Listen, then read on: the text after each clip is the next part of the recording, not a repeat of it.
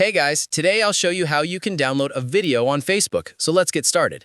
If you want to save a video from Facebook to your device, there's a simple method you can use. This works on a computer and can also be done on mobile with the same basic steps.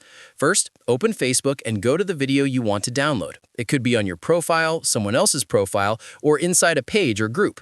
Once you have the video open, you need to copy its link. To do that, click on the three dots next to the video and choose the option that says Copy Link.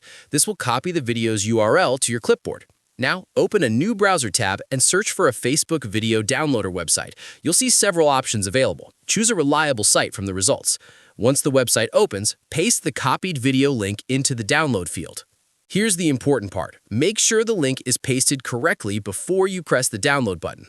After you click download, the website will generate different quality options for the video. Scroll down and select the HD quality option if available. Once you click it, the video will either start downloading automatically or open in a new tab where you can save it to your device. If the download doesn't start immediately, right-click on the video and choose Save Video As to manually download it. That's the complete process. Just remember to respect copyright rules and only download videos you have permission to save. That's it. I'll be back with more in the next video.